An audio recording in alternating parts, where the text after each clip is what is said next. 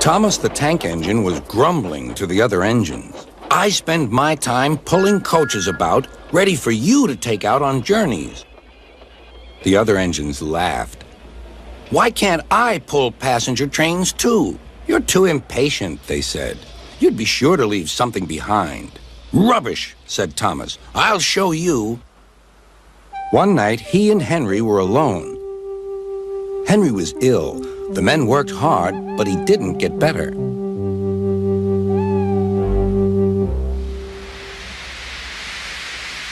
He felt just as bad next morning. Henry usually pulled the first train, and Thomas had to get his coaches ready. If Henry is ill, he thought, perhaps I shall pull his train. Thomas ran to find the coaches. Come along, he fussed. There's plenty of time, they grumbled. Thomas took them to the platform and wanted to run round in front at once. But his driver wouldn't let him. Don't be impatient, Thomas. Thomas waited and waited.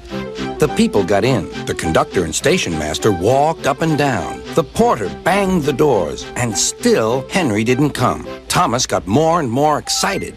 Sir Topham Hatt came to see what was the matter, and the conductor and station master told him about Henry. Find another engine, he ordered. There's only Thomas, they said. You'll have to do it then, Thomas. Be quick now. So Thomas ran round to the front and back down on the coaches, ready to start. Let's not be impatient, said his driver. We'll wait till everything is ready. But Thomas was too excited to listen. What happened then, no one knows. Perhaps they forgot to couple Thomas to the train, or perhaps the driver pulled the lever by mistake. Anyhow, Thomas started without his coaches. As he passed the first signal tower, men waved and shouted, but he didn't stop.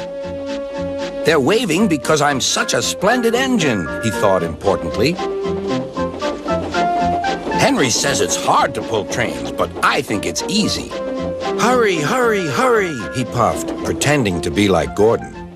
People have never seen me pulling a train before. It's nice of them to wave. And he whistled. Beep, beep. Thank you. Then he came to a signal at danger. Bother, he thought. I must stop. And I was going so nicely, too. What a nuisance signals are. He blew an angry beep, beep on his whistle. The signalman ran up. Hello, Thomas, he said. What are you doing here? I'm pulling a train, said Thomas. Can't you see? Where are your coaches, then? Thomas looked back. Why, bless me, he said, if we haven't left them behind. Yes, said the signalman. You'd better go back quickly and fetch them. Poor Thomas was so sad he nearly cried. Cheer up, said his driver. Let's go back quickly and try again.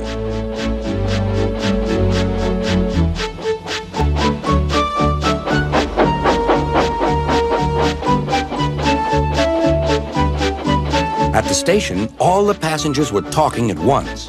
They were telling Sir Topham Hatt what a bad railway it was. But when Thomas came back, they saw how sad he was and couldn't be cross.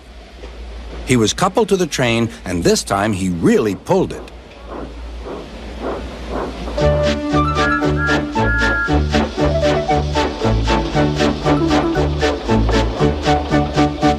Afterwards, the other engines laughed at Thomas and said, Look, there's Thomas who wanted to pull a train, but forgot about the coaches.